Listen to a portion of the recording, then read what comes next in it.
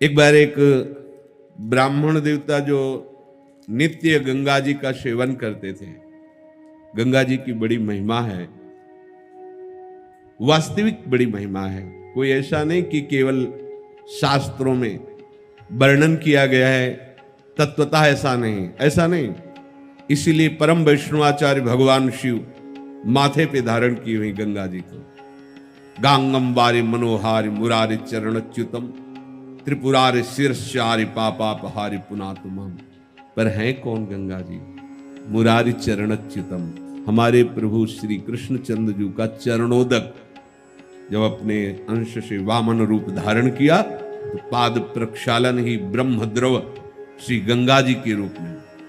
गंगा जी का स्मरण और नाम भी पवित्र करने वाला है, फिर अवगाहन की क्या बात करें।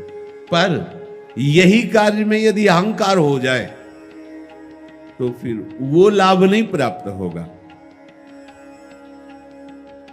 वो ब्राह्मण राजपुरोहित थे, तो राजा की तरफ से रोज कुछ न कुछ पुष्प आदि भेंट मिलती, जो गंगा जी को अर्पित करते और गंगा जी का अवगाहन करते।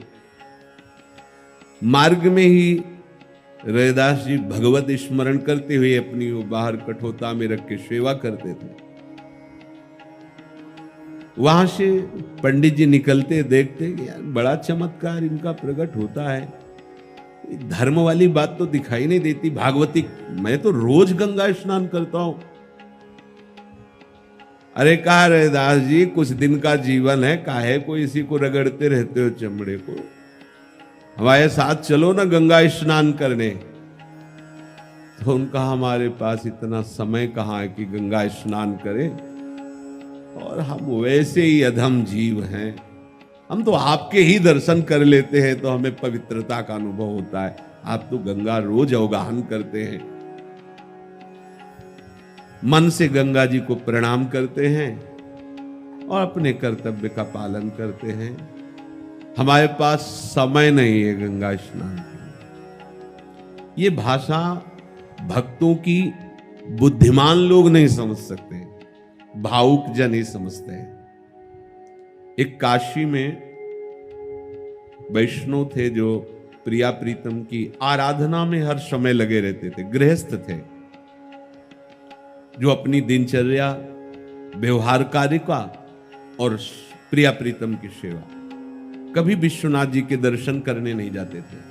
और बड़े बड़े विद्वान उनकी उस निष्ठा का वर्णन करते।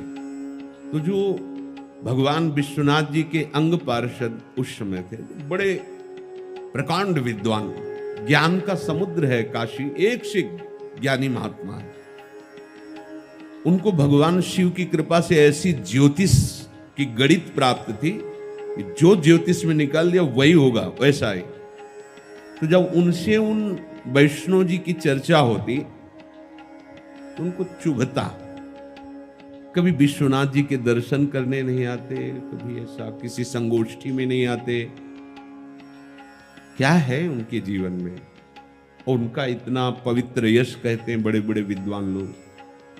तो ज्योतिष का बहुत बड़ा प्रभाव होता है। आप गए तो उसी समय से वो गणित लगा के बता सकते हैं, बड़ा प्रभाव। ज्योतिष शास्त्र सत्य है, पर उसका ज्ञान होना बड़ा कठिन है। अगर ज्ञान हो जाए तो परीक्षित जी के जन्म के समय ही पूरा निर्णय बता दिया था, पूरा ऐसा होगा ज्योतिष की गणित से। उन्होंने गणित लगाई और कहा कि ये विश्वनाथ जी के दर्शन करने तो आते नहीं हैं, अब इनकी दुर्गति पक्की है। काशी में रहकर विश्वनाथ जी के दर्शन में गणित में देखा कि उस समय म्लेच्छों का शासन था। म्लेच्छ बादशाह आक्रमण करके उनके ऊपर उनके सब घर को नष्ट भ्रष्ट कर दिया और बहुत ही त्रास दिया गया है। समय ठीक मध्याह्न का, दिन का, तिथि तारीख सब बड़े विद्वानों को बताया कि उनकी दुर्गति होने वाली है, विश्वनाथ जी के दर्शन करने नहीं आते थे, अब प्रारब्ध उनको नष्ट करेगा। ऐसा ऐसा ज्योतिष में निकला है। तो बहुत से ब्राह्मण उसी तिथि को उनके साथ घर गए तो देखा कुछ नहीं। उनका ऐसा कैसे हो सकता है? ये भगवान विश्वनाथ जी के द्वारा प्रदत्त ज्योतिष है। कहीं भी ऐसी आज तक त्रुटि नहीं हुई, मेरे विचार में कमी नहीं हो सकती। अंदर घर गए तो घर के सदस्यों ने कहा वो स्नान करने गए, बोले मध्याह्न में, बोले पता नहीं, पर वो स्नान करने गए, आ रहे स्नान करके आए, नया यज्ञोपवीत बदला। उन्होंने कहा कि इस समय तो आपको म्लेच्छ सेना बंदी बनाकर नष्ट करती हुई ऐसा ज्योतिष कह रहा है। बोले हाँ हुआ। बोले यहां तो सब यथावत है।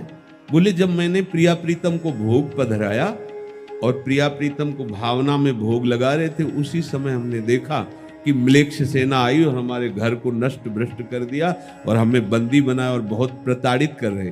फिर एकदम चेतना आई तो हम कहा चलो भावना में ही सही, तो पर म्लेच्छ तो स्पर्श तो किया, इसलिए स्नान करके आ रहे, यज्ञोपवीत बदला है। समझ गए? जो अपने कर्तव्य का पालन करते हुए प्रभु की आराधना में है तो बड़े से बड़ा बुरा प्रारब्ध भी उस ऐसे भावना में निकल जाता है। स्वप्न में कोई ऐसा भयावह स्वप्न आया, बहुत बड़ा प्रारब्ध नष्ट कर दिया। पर अपने उनको लगता है विश्वनाथ जी के दर्शन करने नहीं जाते, पर पता होना चाहिए विश्वनाथ जी का हृदय जहां विराजमान, आठों पैर उनकी सेवा में लगे। प्रिया प्रीतम, भक्तों की बाहरी दिनचर्या पर दृष्टि डाल करके और उन पर दोषारोपण करना ये कहीं से भी ठीक नहीं, क्योंकि आप उनकी भावना को नहीं जान सकते वो किस भाव में मगन है। तो इनको लगा कि कैसे भगत है, गंगा जी नहाने नहीं जाते। उनका आज तो पर्व का दिन है, आज चलो, आज हमारी बात मान लो, आज तो गंगा स्नान कर लो चल करके।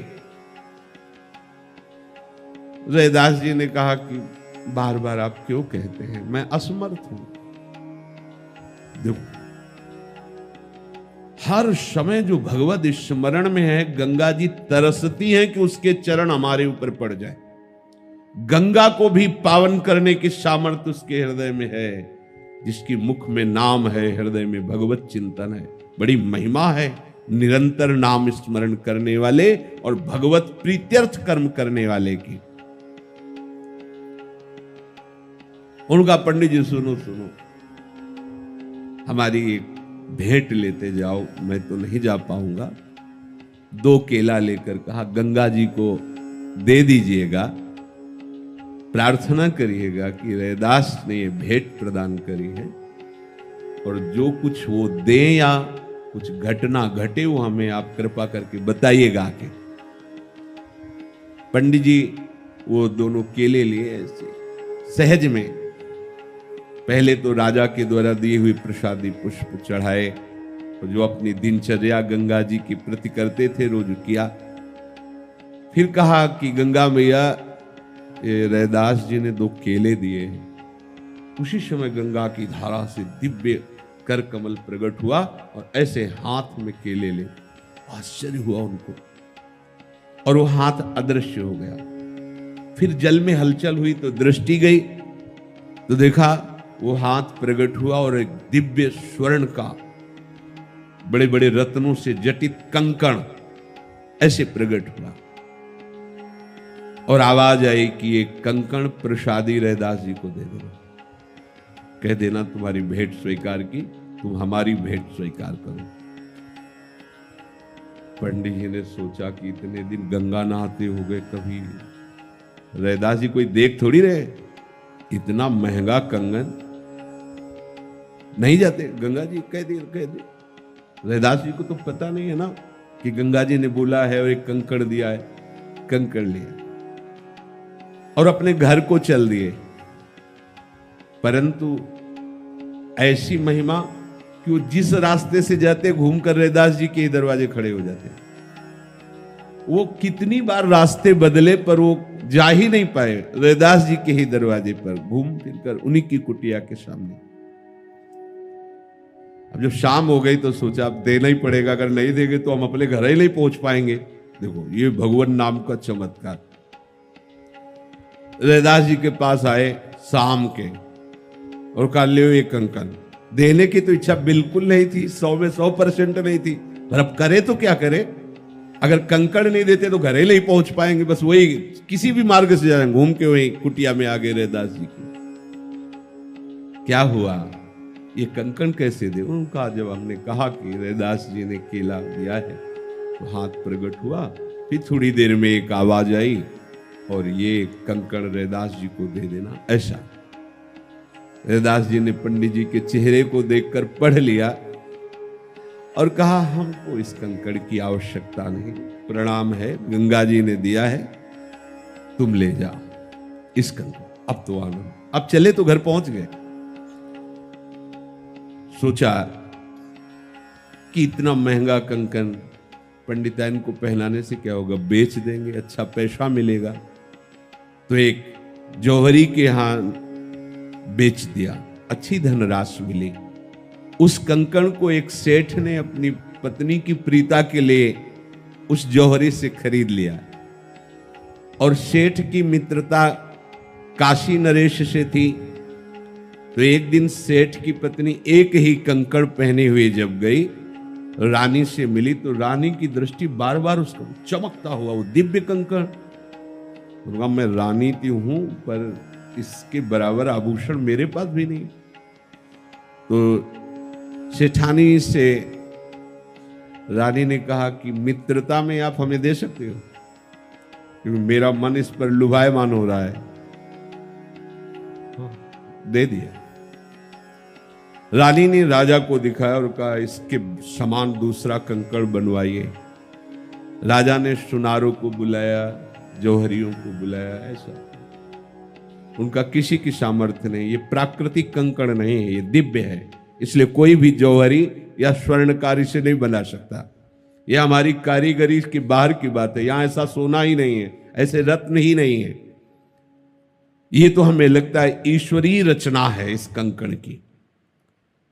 तब राजा ने कहा कंकड़ कहां से आया? पता चला सेठ की पत्नी ने दिया। उनसे पूछा तो उन्होंने कहा सेठ जी ने दिया। सेठ जी से पूछा, उन्होंने कहा हम उस जौहरी से लाए। जौहरी से पूछा, बोले पंडित जी ने। पंडित जी से पूछा, बोले गंगा जी ने दिया। पूरा परिचय।